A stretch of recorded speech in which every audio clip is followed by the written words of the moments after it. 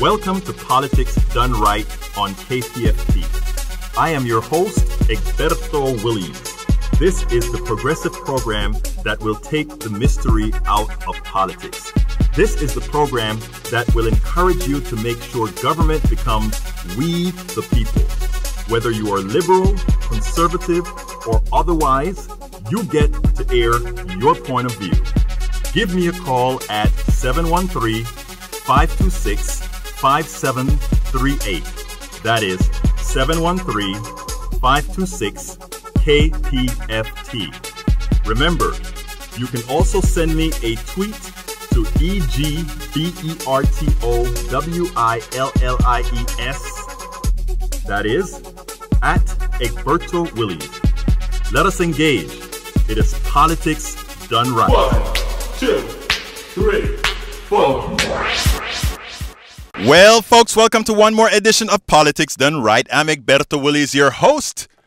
How are you doing, Shannon McCurchie, this morning? I'm doing great, Egberto. Happy to be with you as always. Yes, ma'am. Likewise. Well, you know we had some phone problems last week. And thank goodness we're not dealing with that this week. So if you missed out and joining the conversation last week, please do call in to 713-526-5738 and participate this week. Absolutely. And I want to hear from you and everything that you had pent up from that call that you wanted to call in and say, I just can't get in.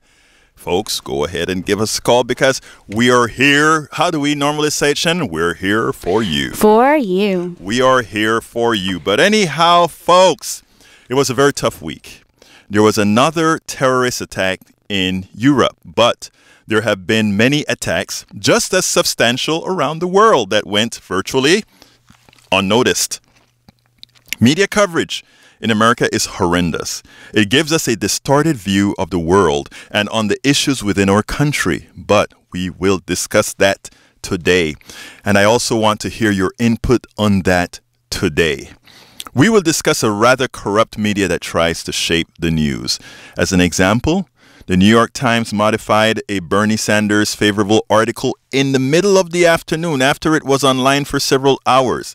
The article was a very positive article. By the time the editors were done with something that already went online, it was an article that was no longer a positive article based on facts from the good old man, Bernie Sanders.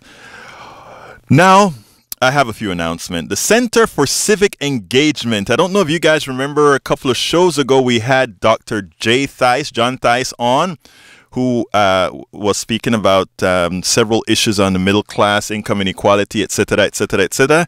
Well, he runs the Center for Civic Engagement at the whole entire Lone Star College system, and they put on a whole lot of programs. Well, they're going to be having, the Center for Civic Engagement would like to invite members of the LSC community to a public forum on inequality and citizenship. It's a show that, folks, you really need to go to. You need to attend it.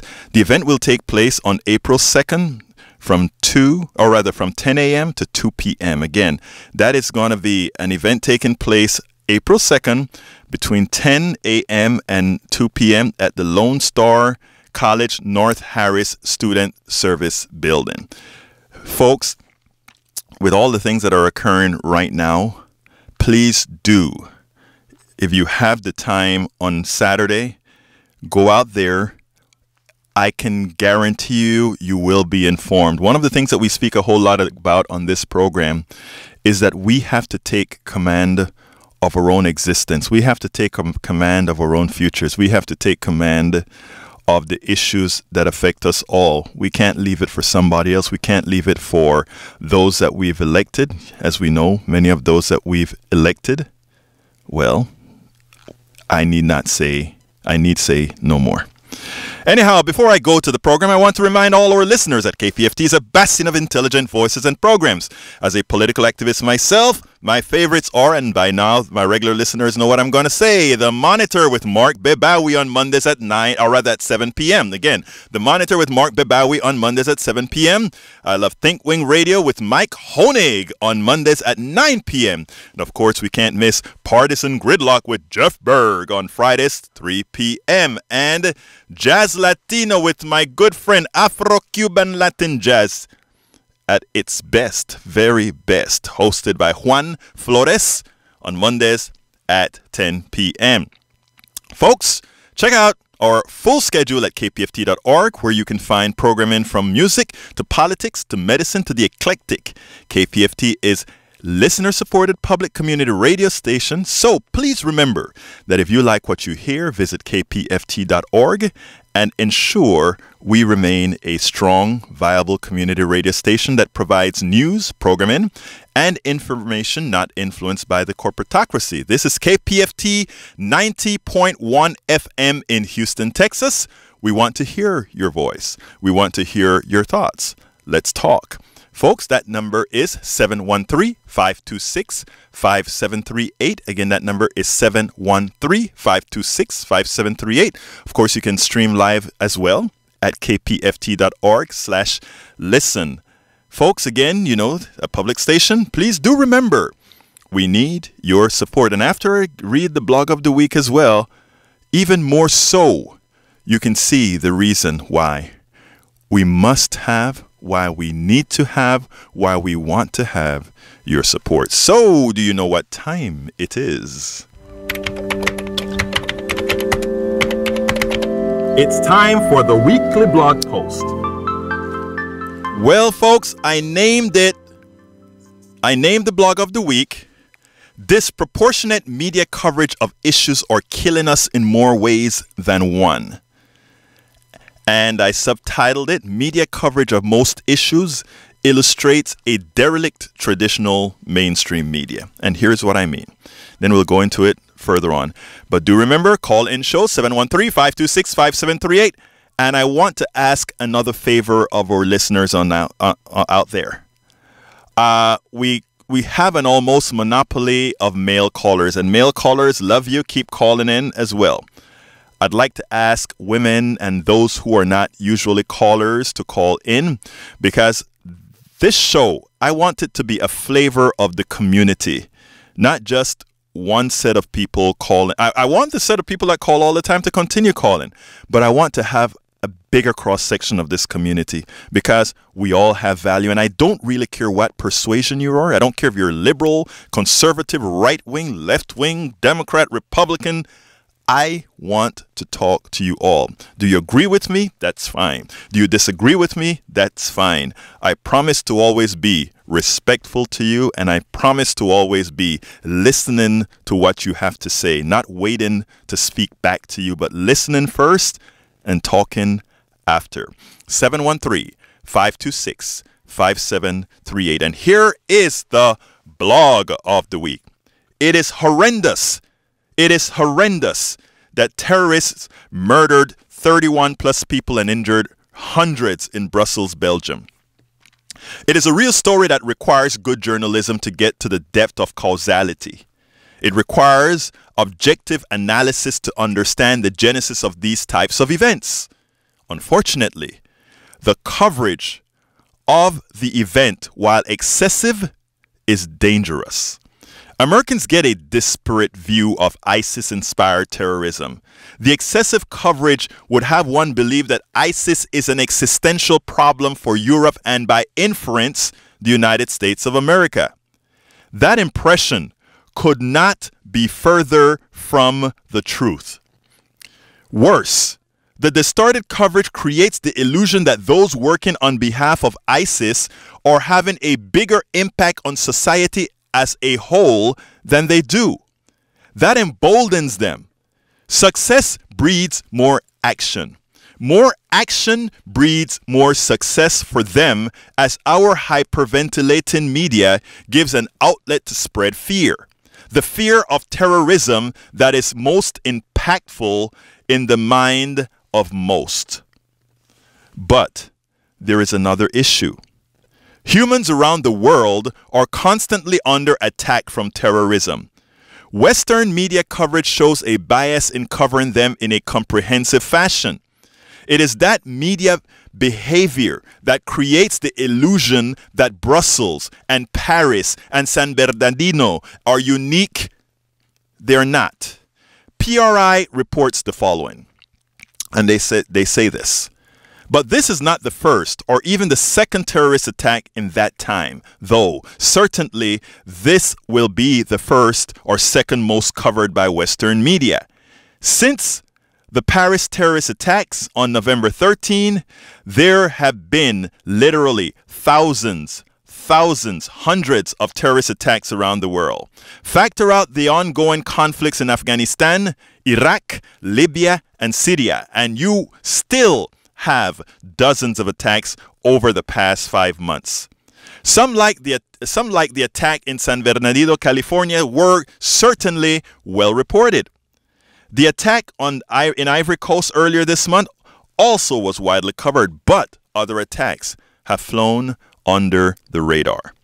The article went on to point out a number of different attacks that occurred between the attacks in Paris and Brussels. I mean, example, November 20, 2015, Bamako hotel attack in Mali, 20 dead. November 24th, 2015, bus attack in Tunisia, 13 dead. December 2nd, 2015, San Bernardino attack, 14 dead. January 12, 2016, Istanbul bombing, 13 dead. January 14, 2016, Jakarta attacks, 8 dead. January 15, 2016, Burkina Faso Splendid Hotel, 30 dead. February 26, 2016, Mogadishu hotel attack, 15 dead. March 13, 2016, Ivory Coast Grand Bassam resort shootings, 18 dead. March 13, 2016, Ankara bombing, 37 dead. And just last week, March 19, 2016, Istanbul bombing, 4 dead. Yes, San Bernardino was covered ad nauseum. Paris was covered ad nauseum. Brussels is being covered ad nauseum. But the others got comparatively less coverage. Most can infer the reasons. If Paris and Brussels are deserving of coverage they're getting, shouldn't the fact that 31 people are murdered every day with a gun in America be worthy of similar coverage? That is around 12,000 people a year. 12,000 people a year die in America for what I call pseudo-terrorism. And I don't want to say by proxy, but I will say by proxy. Shouldn't the fact that 91 people a day die from being shot with a gun warrant similar coverage? Folks, that is over 20,000 people dying a day. I mean, dying a year. 20,000 people die a year from wounds, from being shot. Terrorism does not kill near that many in the United States. And until last year, when we had a very high increase in deaths, there were more people being killed in the United States by our own shooting of each other than terrorism around the world. Think about that. There are sinister reasons one could arrive at for this lack of reporting. The gun lobby won't stand for Americans learning about the national epidemic, and the defense industrial complex with its various appendages implicitly entice the promotion of fear to ensure their businesses continue well-funded publicly and privately. So, yeah, those are some sinister reasons. Are they real? Actually, they pretty much are. Excessive media coverage on Brussels and similar events provide a kind of smoke and mirrors. The news media must be fed. It needs content. It must, however, discriminate its content after all. The content distributed must not negatively affect certain sectors in an adverse manner. This has severe impacts for the overall well-being of society. Guess what?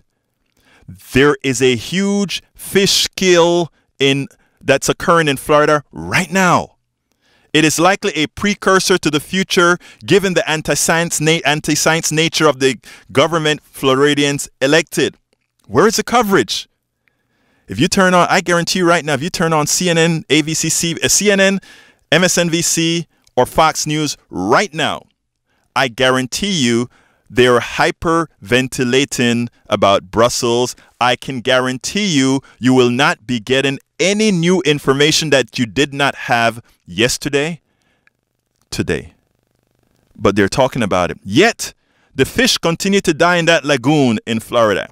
For some reason, if the fish are dying, we are up the chain from the fish, folks. What is it that's causing them to die and we eat them? How is it affecting us? Isn't that a story? Isn't that something that should be researched? Isn't that something Americans should know about? Very few do. So look, folks, many issues are left uncovered because of a shallow media that is derelict in its duty. The coverage of the Brussels event and the lack of coverage of most other issues that materially affect us is the reason crowdsourced alternative media must be the source going forward. The American masses must invest in alternative media. The American masses must invest in alternative media. And that's the blog of the week. And notice how I ended that. The American masses, meaning everybody, should be putting their $1, their $2, their $3, their $4, their $5 into alternate source of information as opposed to the mainstream media. When you pay your cable bill, you are paying somebody to misinform you. When you watch all these news programs on TV, on the cable networks that you're on, you are paying. It amazes me that we pay others to make us less. I don't want to use bad words. To make us less what? Shannon, to make us less what? Informed. That's good. But at the same time, you know, you don't realize how bad it is until you're inside the system, and right. then how can you speak up? And that's what we're here for. So folks, when I talk about supporting independent media, I talk about KPFT.org. Go there and support us. But it's not only KPFT.org. There are a lot of independent sources out there that need your support, that needs you to invest in them. You know why? Because we are constantly being misled. As I was writing this blog of the week this morning, it was quite a bit longer and quite a bit more upsetting, but I had to temper my words because, again, the only way you get across to folks is for them to first want to listen to you. And nobody wants to listen to some angry person speaking about these issues. So, folks, the telephone number, and I'd love to hear from you, 713-526-5738. We're taking calls right now, 713-526-5738. Tell me what you think about it, and if you want to make some changes to what we're talking about, let us hear from you. Let's go to line number 1. Jerry, come on in. Yeah, hi. How you doing, Jerry? I'm all right. Talk to me. Well, you're absolutely right. It affects the rest of the world quite a bit more than it does the West. I mean, basically the United States and Europe, Western Europe. Right. And people don't really, like you said, but that's also where the media is located, too. There's a lot more resources there. You know, you can't totally blame the media. There's a lot more sources there than there are on the ground in, like, Iraq or Turkey or any place like that. Right. And, I agree with that, right? There's one issue, though. If you are going to be the media, you have to be the media, right? Let me give an example, right? As a blogger myself, what I can do now is because of the nature of the Internet, we can have crowdsourced news. We no longer have to have AP in Burkina Faso, right? We can have reputable bloggers over there that can provide information. However, we do need to ensure reputations. We do need to ensure these other issues, but we do need independent media, because there's one other thing that I wanted to mention, and I think I alluded to that in the blog post, and that is a lot of these news programs have ulterior motives, or either, and it's not necessarily that they're lying about the news, but that they're selectively giving you the news, which can selectively change the impressions that you have on issues. And you say, sir. Yeah, that's true. And you know, people who watch a lot more TV get a really skewed idea. That's another thing, too. They've done more than one study that shows people who watch a lot of TV, you know, like several hours a day, think the world's, you know, basically think that, you know, crime's a lot higher in the U.S. than it is, and probably think the same thing about terrorism. Right.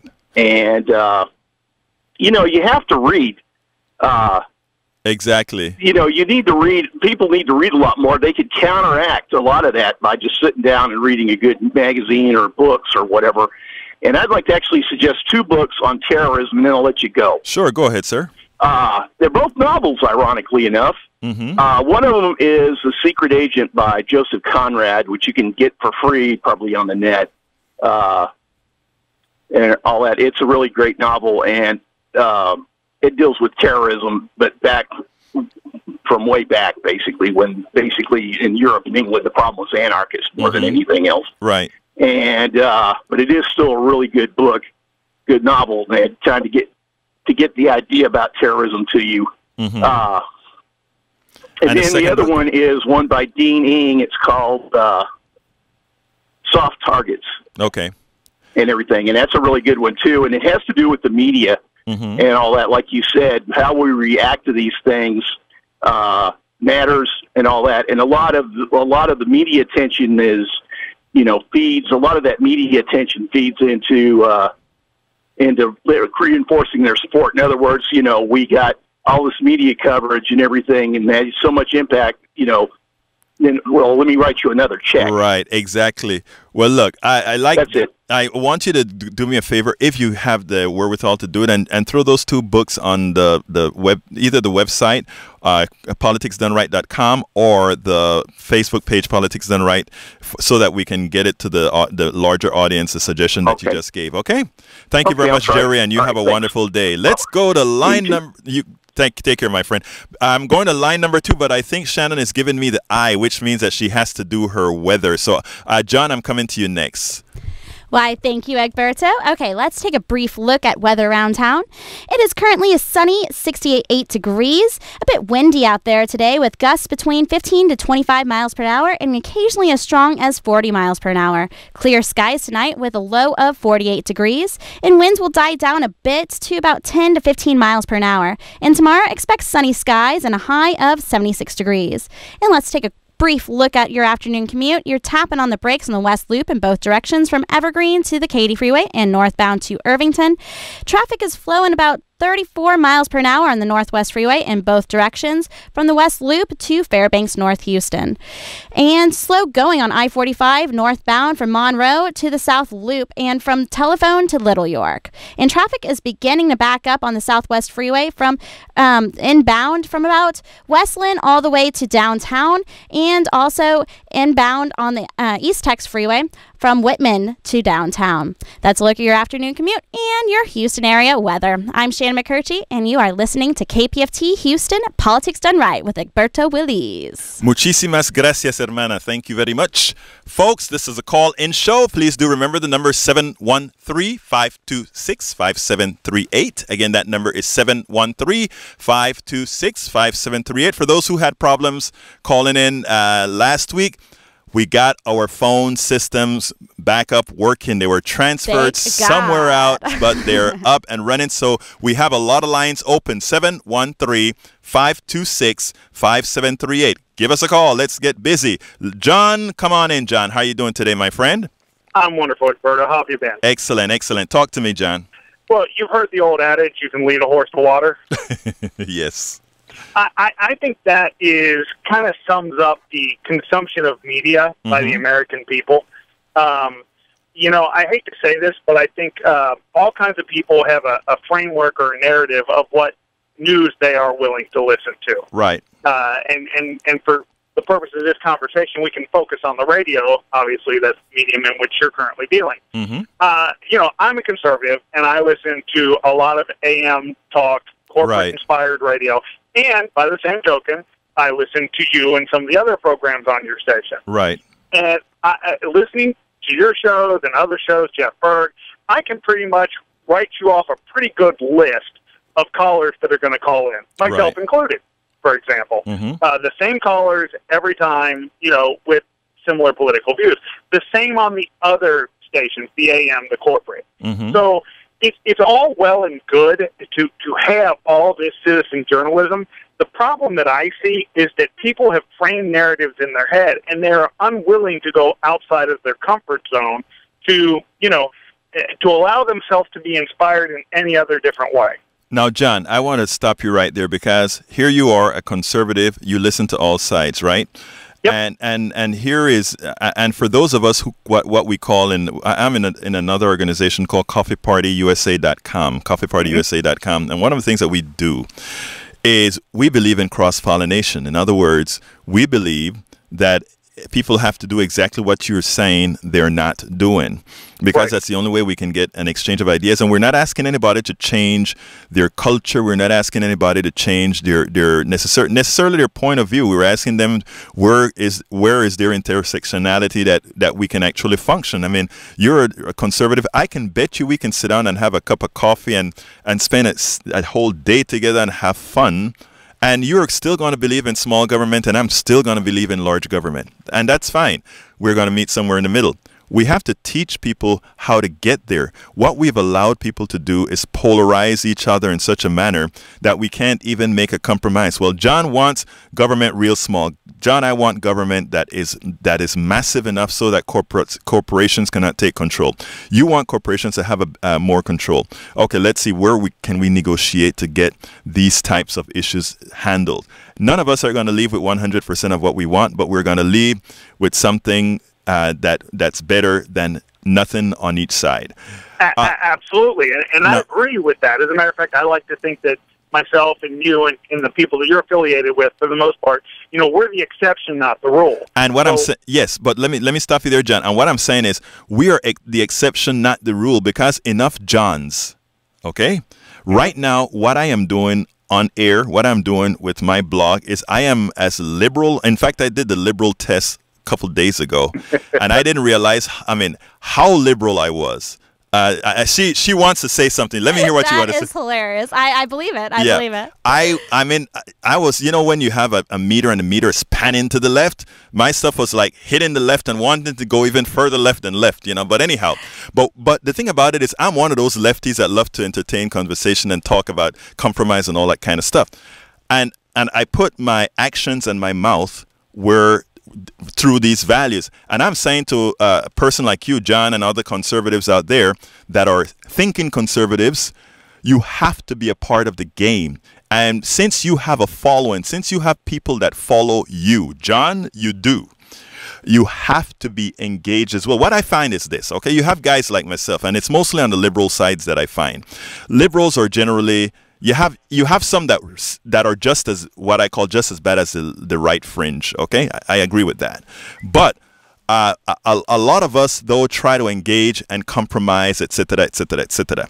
I find very few on the right side, your side, that would do that. And I think one of the reasons why is enough of you aren't out there pushing your people, putting them into a less comfortable zone. You'll hear people talk about liberals. You're always giving in, because what happens is, a lot of times you'll find these folks are willing to engage.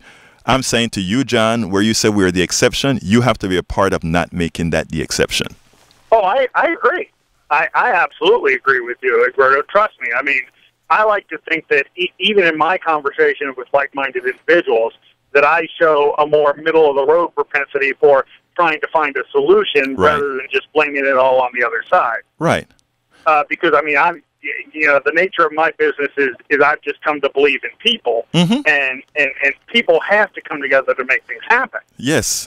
But we also have to learn to step away and not be afraid to step out of our core beliefs. And, I think, for example, going back to what you said earlier, you and I could spend a day together, have lunch, have coffee, and probably find a great deal of commonality. Absolutely. No doubt. I could probably not say the same for myself and Mr. Berg. You know what? I think people have to be careful how things come across on air and how people are, whereas on air, I try to be, something that I always say, right? I always say that I want people to listen to me. So therefore I have to adjust myself so that people listen. But you're always a nice guy. But again, because I want folks to listen. Who you are. But I try, right? So I think most, and believe it or not, I do think most people are nice folks. I speak to some people that one would think they're crazy out there in Kingwood, right? And people say, you're a friend with that guy? And it's like, yeah, the Tea Party guys are my buddies. I mean, we go out to the festivals and they will come around. I mean, you had the Tea Party ladies bringing me cookies in the mornings at a Democratic tent. They found, I mean, so yeah, we can have fun. There's not a problem. But anyway, so John, I want to go to the other call, but I like, first of all, I want you to keep calling. And not only want you to keep calling, I want you to engage your folk. I do. Don't get me wrong. I'm willing to say that there's give and take on both sides of the aisle that needs to happen. Yes, absolutely. Absolutely. And like I said, there's a reason why I tune into you every week, and I do get on your website. I'm not a Facebook person. I follow you on Twitter. Great. I mean, I think there is value in what you have to say on a lot of things. And well, thank you. I do, and I'll be the first to say that. Now, and I know you want to get to the other caller, but I will say this. I do listen to the other AM main stations, and I will tell you this. Some of the ideas that people on your side of the aisle have about some of the local jocks, if you actually knew them like I did and really got their core beliefs, you'd actually find that you have more in common with them as well. You know, that is interesting because I found that out with, I don't remember who the guy was, and it was like, you know, I tell you what is a good thing to take, and I'm going to ask you to do this. And if you go to my, you don't do Facebook, but so drop me a line at egberto@egbertowillies.com because I want to send you a test. I would love to see how you come out on that test. A test that kind of say what your proclivities for liberalism, conservative, what's that other thing? Libertarianism, right? Or what is not fascism, but one onto authoritarianism. So I would love to see where you fall on that chart based on that thing. Because let me tell you what happened. I'm coming to the other calls in a minute, folks, but I just want to tell John this here. And folks, 713-526-5738 still have lines open. But here's the deal, John. A guy or a lady that I was flying to Oregon for one of our meetings, and there's this lady that I was sitting next to, and we were talking, and we got into talking and all of that sort of stuff. And by the end of the flight, you know, she was telling me how conservative she was, et cetera, et cetera, et cetera. I haven't heard from her in a long time, and I got a Facebook message from her 2 days ago. She took the test. And what was interesting is on the plane, while she was telling me how conservative she was, and we were talking issues, at the end of the ride, I said, you know, my friend, you know, you have more liberal proclivities than you might believe. In fact, you are a liberal. And she said, absolutely not. She took a test, and it's because of her that I took the test. She took the test and came out 70-something% liberal based on the answers that she gave to these different issues. So out of the blue, she drops me a line. Berta, I guess you were right. I'm a liberal. Well, hey, I'll be happy to take it and send it to you. No problem, my friend. Thanks for calling. Keep listening. Share the station. Tell other folks to listen and let them know that there are people here that want to listen and converse. Okay, buddy? Yes, sir. You take care. Have a good one now. Let's go to line number 3 con John from San Antonio. ¿Cómo estás, John? Good afternoon, Egberto. How you doing? So far, so good. Talk to me, my brother. Yeah, we've had this disagreement many times, both on KPFT and on your internet radio show. Today, I'm going to mostly agree with you. Oh, my God. In the past, the reason I didn't agree with you, because I think that most of the corporate media is really bad also, but what I'm against is the generalizations. Right. So in other words, if you have, you know, let's say, I don't know, 20 people working for your organizations that really do a good job. Right. I don't think you should have the whole, you know, say like everybody at MSNBC is bad or everybody at the New York Times is John, bad. I want to stop you there because I want to first tell you something. Because I listen to my listeners, right? When you told me a few months ago, you said I came across too hard on the media based on how I said things. I actually modified what I said because what you said actually made sense. And then not only what you said made sense, but I do realize that a lot of the information that I am writing about, the genesis of that information, a lot of it, even if it's interpreted differently, does come from the people, you know, the corporate media, if you will. So you're right. Go ahead. Okay, but I mean, so now I'll get to the part where I agree with you, which is most of everything you wrote in your blog. So I mean, the actual overkill of coverage, you know, all it does is instill fear in people. And also, you know, now I'm watching mostly MSNBC, and the way they're portraying the area, the Molenbeek, you know, the area where most of the Muslims live in Belgium. You know, it's really an incredibly negative portrayal. Exactly. And I'm not saying that people don't go to Syria and, you know, that people, you know, don't, you know, aren't in these terrorist attacks. I mean, obviously they're horrible, as you wrote. But, I mean, it's still an incredibly small percentage, you know, and to just lump everybody into this is just really, really horrible. And, you know, I'm just wondering when they're going to stop covering this nonstop. I mean, this has already happened, you know, 2.5 days ago, and it's still just full stop. And then, I mean, it's almost like no other cover. They're not covering anything else. Well, and let me ask you to hold one quick second, folks. We have open lines 713-526-5738. Again, that number is 713-526-5738. Please don't wait till near the end of the show where we have to get you through real quickly. I want to get to you as best as I can. 713-526-5738. I just lost a caller who fell off. Call back. Anyhow, John, continue. Yeah, and so the one thing that I think, I mean, this is probably the actual response by Trump and Cruz should be covered more. Right. And the fact that Trump said that he actually is considering to use nuclear weapons against ISIL is just unbelievable. I mean, I can't even. I mean, I thought that this was beyond, what he said was beyond anything. I mean, even banning Muslims. I mean, to use nuclear weapons on somebody who has really, so, I mean, like you said, you've said this for years, and I agree with you, they are not an existential threat to America. I mean, they're in chaos. They're losing ground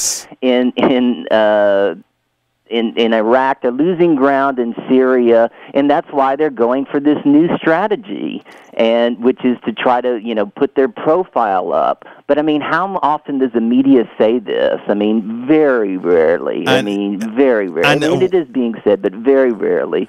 It's a danger, though. You know, John, it is a danger, because what happens is, it puts into the psyche of Americans that things are really not the way they are, and we make bad decisions when we're ill-informed. And right now we are ill-informed, and the bravado that you know, you have a lot of people that say, yeah, just nuke them. And the problem with that is, it's not only about ISIS. It's when you start setting precedents. You ever wonder why Iran wants the bomb as well? You ever wonder why Pakistan want to maintain the bomb? You ever wonder why all these other people want the bomb? Because if you have somebody who can say some other time, yeah, or we'll just use the bomb. I mean, you're right, John. It requires a whole lot of coverage. What I'm going to do is put you on hold, John, and let me go to Dylan on line 2. Dylan, you're up. Hey, how's it going? How you doing, Dylan? Hey. I want to talk about the media coverage like you were just talking about. Yes, sir. I work for I guess you'd call mainstream newspaper. Sure. And don't disagree at all with the characterization of the poor coverage, focusing a whole bunch on real nonsense that's not very important.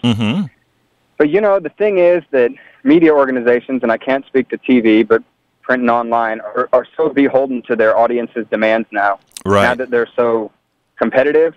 Everyone is putting out what the analytics show that their readers are going to click on and read, and unfortunately that is overwhelmingly unsophisticated and very superficial content. Right.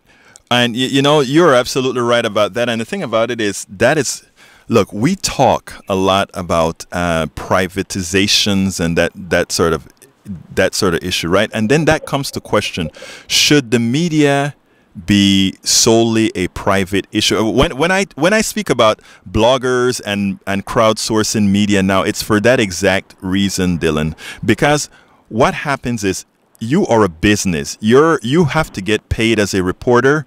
The corporation that owns your newspaper needs to make money. I understand that. Okay, I really do. As a blogger, I have ads on my site, but the interesting thing is that it's a passive. The ads on egbertowillies.com or politicsdoneright.com, it's passive. What it means is it doesn't have any influence on what I blog about, what I write about, because whether I am there, whatever I write, the ads are there. Some, they'll do keywords, whatever they want to do to serve it. Now, if as far as you're concerned, in your newspaper, they're only going to write issues that people kind of think they want. I mean, that's not the job of the media. The job of the media is not. Yeah, that's true. The job of the media is to inform what is happening, and if so wanting and what is happening are two different things.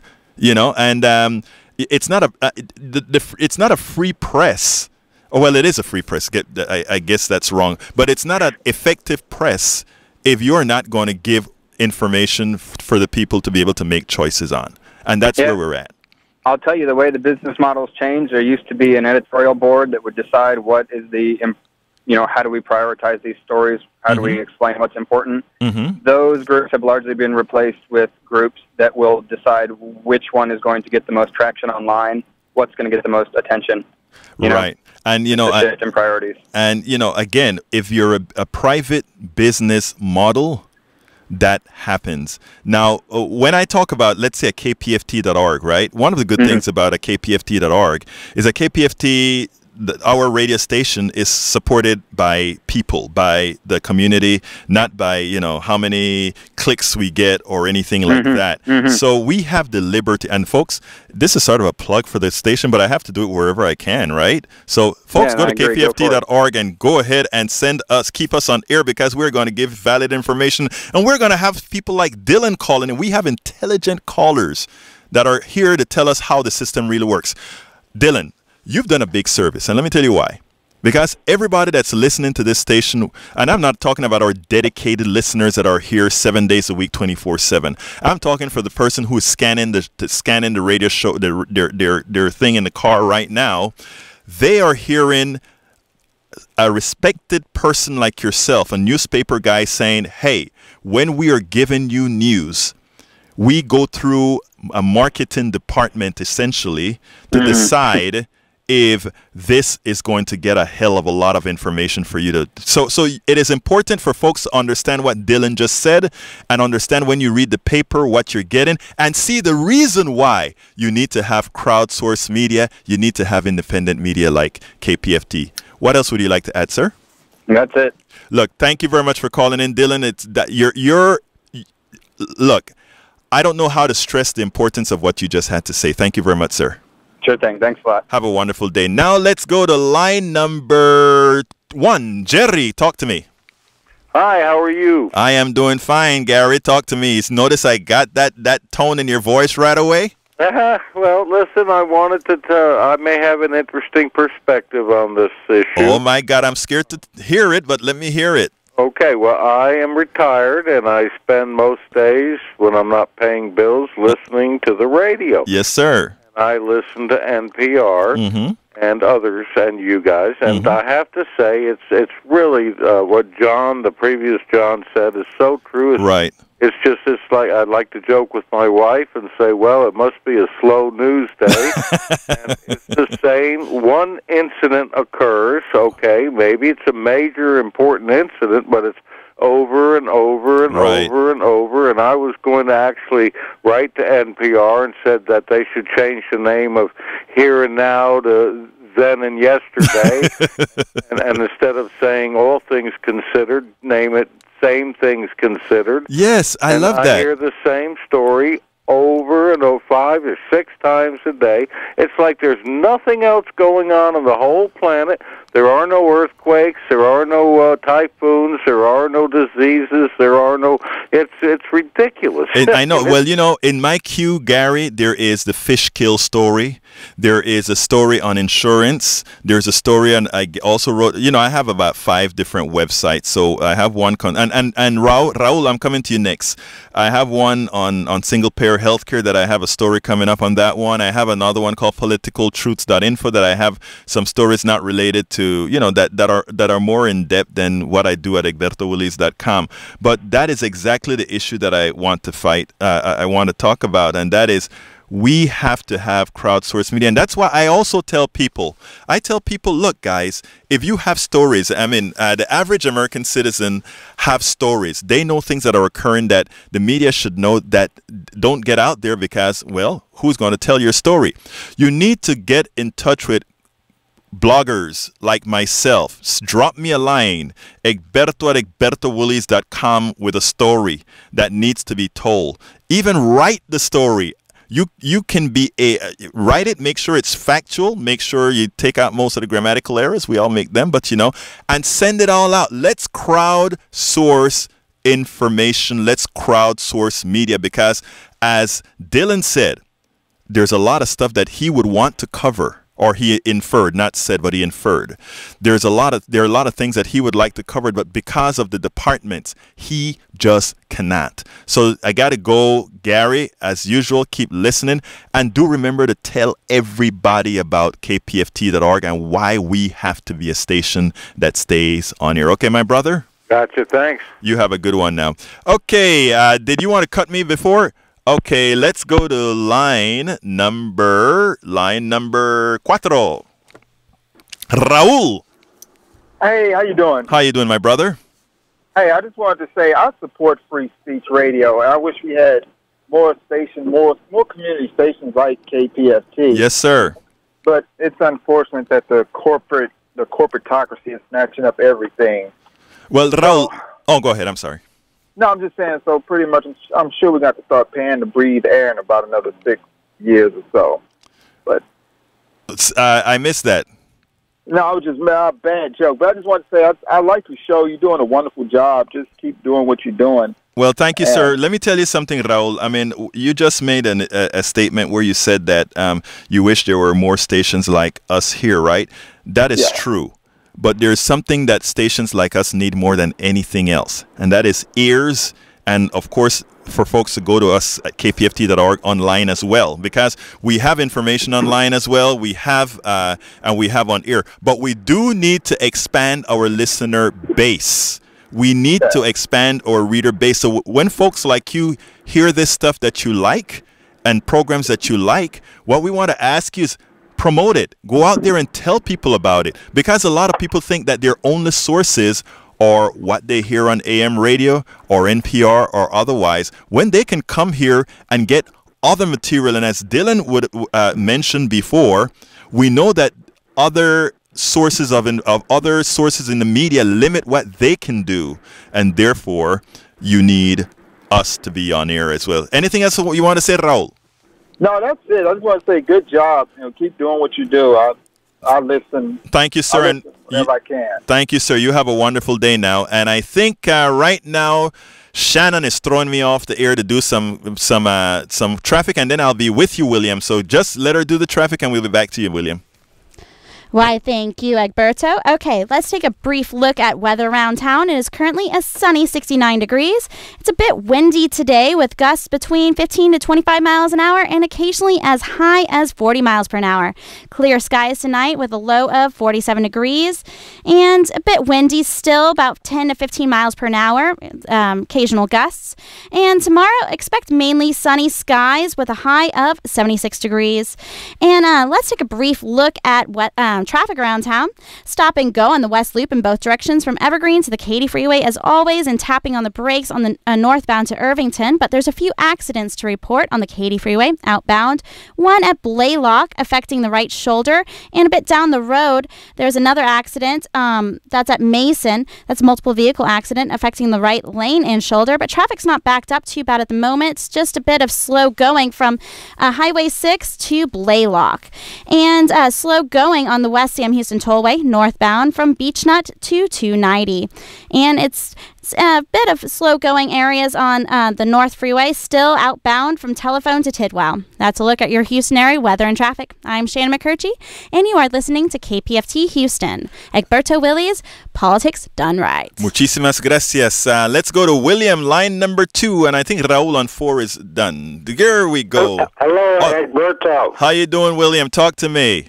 Well, your subject is the one I know a lot about. Yes, sir. So let's just review what happened when Reagan's people went around Jimmy Carter and talked with the Shah, made the deals that they made for the Contra. Yes, I remember well. Yes. And then, so they started actually robbing all the cartels to get that money and the drugs, and they never stopped. Mm-hmm. Clinton even inherited it. But as you well know, now we can go right back up then to 9/11, and you know that there was federal prosecutors with indictments to the New York banks. They were going to be in court that very day, and well, all their evidence blew up. Plus, anyway, that's the people that it's the satanic paramilitary mafia. Exactly. Right. I mean, Muslims the Muslims that were involved they had already been radicalized, and they were set up by the CIA in this mafia deal. Well, I hear a lot of those stories. I don't. Well, I got victimized by these people. Yes. And the O.J. Simpson thing, mm-hmm. They put 5 major incidents on the back page. That was the biggest wag the dog in the history of civilization. They put the Contra deal, Ollie North, the Keating affair, the Franklin cover-up, and the stuff that Gary Webb did with the Dark Alliance. Right. All 5 of those things never got vetted properly. Well, that occurs.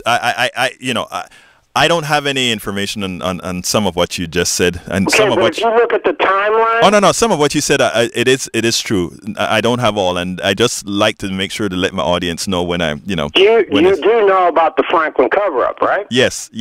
But let me tell you one thing. The fact that they were, taking children from the original boys' towns and orphanages. We don't have to get into the horrific stuff.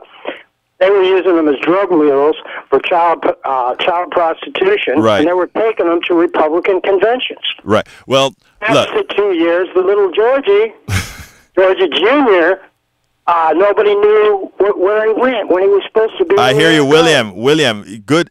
Good point. I'm glad you do know a lot lot about what's going on in the media. Been, behind the cameras, filming the young Republicans. Right. All right, I'll leave it there. Thank you very much for the call, William. Do remember to keep calling, keep listening, and tell people about KPFT. We're going to go ahead and speak to Senor Doug, line 1. Hey, man, how's it going? How you doing, Doug? Good. Okay, real quick. Man, the previous guy, gosh, he's probably right on some of the stuff. Yes, I know. What happens when you just, you throw a bunch of mud against the wall? Anything that smacks of conspiracy, mm-hmm. you got to be very careful. Right, I agree with you. I agree with you. Absolutely. Okay. And that's why, if you notice what I said after Williams, you notice what I said with Williams. Some of it I know, some of it I absolutely don't. And I think we have to be fair and say those things. Go ahead. Okay. So, like he said, something to the effect that some people were taking child prostitutes to the Republican convention. That one we really had to have well documented. On the other hand, there's plenty of bad stuff that is well documented that many of our citizens don't know about. Right. You probably know that in Afghanistan, our soldiers on the ground wanted to do something about it, but they felt they were told not to, that the initial policy under both Bush and Obama was, that sex between men and teenage boys was quote-unquote part of the Afghan culture. Therefore, we're not going to do anything about it. There are a lot of what we in America, based on our values, would call perversions that we have allowed overseas. Yes. Well, now, on a certain level, that may even be defendable. We're not over there to fight, certain abuse. We're over there to fight Al Qaeda. as part of the Greek culture, whatever. Maybe it's part of the Afghan culture too. But, and people can look this up. There's like an article in the New York Times. Hey, my friend, I can only give you 30 more seconds because I got one other call. Go ahead. Actually, it went from that to, a young Marine wrote his daddy saying, these boys are screaming on base. So you go from the abstract policy to allowing people that are supposed to be our allies to do the actual abuse on base. And that's well documented. It's not well known, but it is well documented. And people should Google it, look it up. The soldiers, the military officers, wanted to do something about it, but they felt they were being told to ignore it. Look, Doug, I think one of the things that you're saying is a lot of information that Americans are due or should have not being covered, and a lot of superfluous junk is. Thank you very much, Doug. You have a wonderful day. Talk about KPFT. Let's go to line number 2 con Javier. Come on in, Javier. Hey, how you doing, hermano? Háblame. Talk to me. Oh, brother, man, I just one more time telling you, man, how much I like your program, man. Well, thank you, sir. I do appreciate that, my friend. You want to add to the conversation? Yeah. Actually, I wanted to do a little plug for the Young Turks.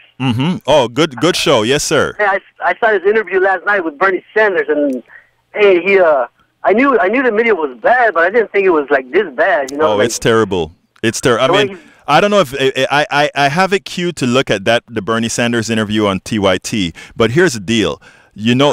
Earlier I don't know if you listened to the program from the beginning, but New York Times actually had a good story by one of the reporters on Bernie Sanders. It was a very positive story. And by the end of the day, it turned out to an almost negative story because they edited it. The New York Times. Are they supposed to be liberal? What?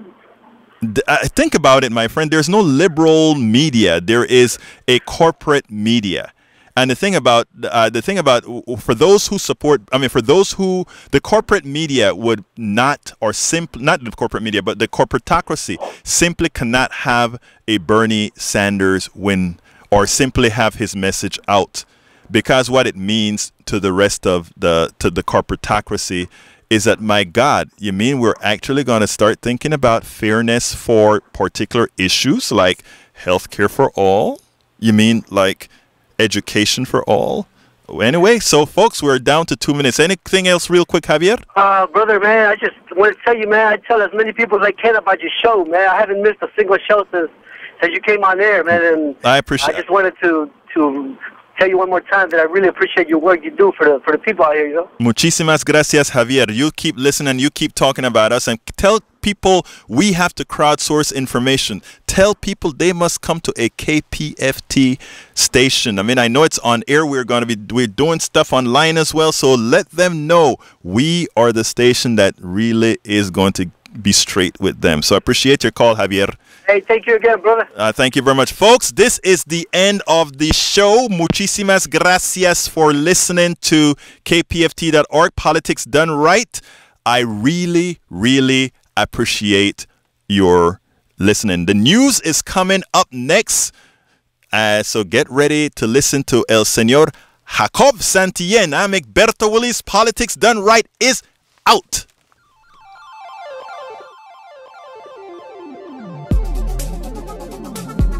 Thank you very much for listening to Politics Done Right. I am your host, Egberto Willies. You can personally reach me by sending an email to egberto@politicsdoneright.com. Remember, Egberto is spelled E-G-B-E-R-T-O. Change starts with you. 90.1 KPFT gives you information not tainted by corporate interest. Please visit kpft.org and contribute.